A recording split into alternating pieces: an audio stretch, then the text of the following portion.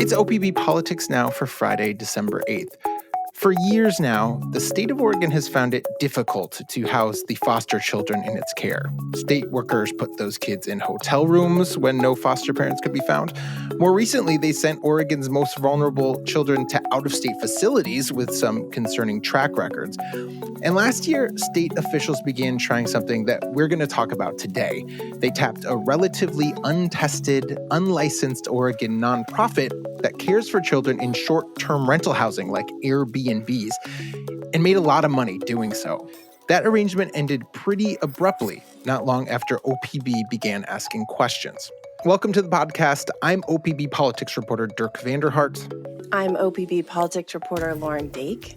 So, Lauren, you have been covering the travails of the state's troubled foster care system for a long time now. And I have to say, things have taken some, I guess, interesting twists in that time. But before we get into the history, I just want to begin with the subject of some of your most recent coverage. Tell folks about Dynamic Life.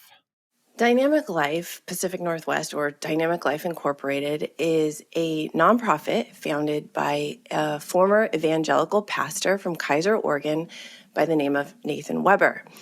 Weber and his wife have had foster care kids for years in the past, and they've been engaged with the state since 2013, primarily on the developmental disabled side of state agencies. So they ran homes for developmentally disabled kids. In the last year or so, Weber's organization became heavily involved with taking care of kids placed in foster care. The way he described it to me, the origin story of his nonprofit, it almost felt like he was telling me a biblical tale. Someone he knew was watching this kid who was placed in a hotel. The kid was young and was causing a lot of damage to the hotel, Weber told me. And so this guy, as Weber's friend, called him up and asked for his help. So Weber and his two kids, his two sons, Josiah and Isaiah, hop in the car, they drive to the coast, and they just tell this kid that they love him. And the kid kicks and screams and punches, and they just keep repeating the message, "We love you." Here's how Weber put it in his own words. We were able to come around him and say, "Hey, we care about you." For the first day, he would try to hit us like crazy, and we'd just use these little puppy paws and hold your hand out in front of you and just, you'd let him hit your hand, and you just stand there and let him know you loved him no matter what. When he kicked you in the shin, you just still told him you loved him. And then finally, after 3 or 4 hours of that, this one particular little kid sat down on the ground with sweat all over him and said, "You guys aren't going to change, are you?" We said, "No, we love you too much." And then next thing you know, he stopped. And from there, the state said, "Could you do that again? Could you possibly do that again?" And then we told them, "Yeah, we think we can do that." And out of that was created Dynamic Life. And from there, Dynamic Life, this nonprofit, grew at a very stunning rate. Okay, so we have, wow. First of all, that is a pretty dramatic story. But right, there is this new outfit that is providing this very necessary service, which, to put a fine point on it for people, is taking care of these kids who have nowhere else to go, that the state is tasked with keeping safe. That is a fundamental piece of our human services safety net. You started looking into this, and your reporting showed that Dynamic Life had a lot of differences, really, from a normal foster care home or maybe even a child care facility like the state has used in the past. Walk us through some of those differences. So after the state was criticized for putting kids in hotel rooms, I heard they were putting kids placed in foster care in Airbnbs or short-term rentals. And I thought, well, that's interesting. And a deeper dive revealed some pretty questionable situations. So, for example, some of the houses where the kids were placed were owned by Nathan Weber. One staff member in the house where I visited was a certified foster parent, but also an employee of Dynamic Life, someone who worked for Weber.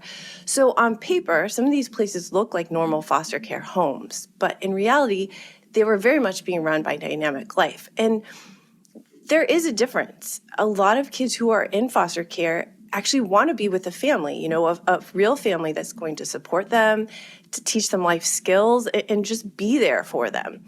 So on paper, for some of these situations, it looks like these kids were in foster homes. So then the state didn't have to keep trying to find foster homes from the kids.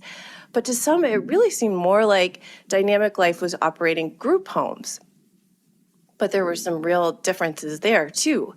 Dynamic Life is not a licensed child caring agency, so the regulations dictating staff training, which were much more lax. It's unclear what kind of training or requirements some of the Dynamic Life staff had to meet. And again, this staff is placed in homes with really vulnerable kids. The real kicker here is that the state was paying Dynamic Life up to $2,900 per child per day. So in 1 year's time, Dynamic Life, just the part that we know about, made close to $8 million caring for about 40 kids. That doesn't count, the rental fees that the state was paying to rent Nathan Weber's homes. And let me just emphasize that again, $2,900 a day per child. The state's child welfare system pays a foster parent to care for a teenager $795 per month. They get a little bit more if the child is high needs, and certainly there's an argument that maybe that's not enough, but it is a shocking discrepancy compared to what they were paying Dynamic Life. Yeah, that is, just in the context of a normal foster arrangement, an insane amount of money. You mentioned some of the atypical stuff. They're not licensed like a normal child caring facility and all that. And you actually wound up not just looking at that big picture, but speaking, with some of the people who represent some of these kids who stay at Dynamic Life homes, along with kids themselves and former staffers. Walk us through what you heard. What did they say life looks like in these short-term rentals that Dynamic Life is staffing? I certainly heard from several attorneys who were worried about their clients, the kids who are placed in this care. They were worried that the kids were being isolated. They were concerned that they weren't in home-like loving situations, but instead with a rotating staff of caretakers, some of whom had questionable training. I heard from State Senator Sarah Gelser-Bluen, she's a Democrat from Corvallis, who was surprised that Dynamic Life was basically running a group home, but without any of the regulations or licensing requirements. Employees of facilities who run group homes who are licensed, they have to meet a lot of requirements. Like one of those is knowing how to restrain a child, for example, without hurting them. And a lot of attorneys were concerned that this was not happening in some of these homes. I also heard from Dynamic Life staffers themselves who described it as being a really controlling environment where teenagers could only talk to their attorneys or parents on speakerphone, so the conversations could all be monitored, where there were cameras placed outside their bedroom doors, where the kids weren't even allowed to open the refrigerator without permission. I talked to one kid, a teenager, a 17-year-old, who was in one of the Airbnbs, a house owned by Nathan Weber, and here is how she described it in her own words. I am in an Airbnb and they're trying to make it more like a foster home, but usually the foster parent is not here and there's just dynamic staff. Yeah, and also I don't go to actual school, I go to tutoring, so it's just me and a teacher. For now, I only get to call my friend 5 minutes twice a week. I looked up the definition of like mental abuse and stuff, and part of mental abuse is isolation. So this kid has been in the state's care since she was 15 years old. Her attorney is really worried about what's going to happen next year when she's 18 and she ages out of the system, and she really hasn't been given the kind of support to have the life skills to survive and thrive on her own. This is kind of a thread that has followed some of your other reporting too, where it's like these are foster kids that have maybe been taken out of dangerous situations. Some of them certainly maybe have issues, but they're often living in these situations that seem more like they're in a detention facility than a home that's meant to sort of nourish and help them develop. How does Dynamic Life respond to this? You spoke with Nathan Weber. I think you spoke with some other people that represent them. What do they say to the concerns that you heard? Yeah, I talked to Dynamic Life's president, Ned Clements, who started in March of this year, really about the training in particular. And he said, they have this 2-week training that is above and beyond what other providers across the state are doing. He said, they train staff on ethics and trauma-informed care and first aid and CPR. And when it came to the money, I also asked him about the money. He said, the staff is so highly trained and they're willing to do this work, but not without being compensated fairly. He said, they often work 24 hours a day. And I should note that, one of the job postings I found advertised for Dynamic Life, it offered to pay employees about $16 an hour. And I talked to some Dynamic Life staffers who said they were given very little training. And I think the point here is that we don't really know because it's not a licensed agency, and it's really up to Dynamic Life's discretion on how they train their staff, how they pay their staff, and what they tell the public. But they are saying essentially we're well trained. The money is worth it. We're taking care of these kids basically. I do want to back up for a moment because, as I mentioned, the problem of finding sufficient places to house these foster children that the state cares for is not new. I mean, this is sort of just the latest novel arrangement the state has come up with. So walk us through some of the other things you've covered, the things that Oregon Department of Human Services has tried over the years that have often been unsuccessful or they've had to walk back under scrutiny. Well, like we talked about earlier, they were and they are placing kids in hotels on a temporary basis, although some kids have definitely spent extended period of time in hotels. And they were and are heavily criticized for that practice. It's something that a judge has now intervened in and appointed what is called a special master.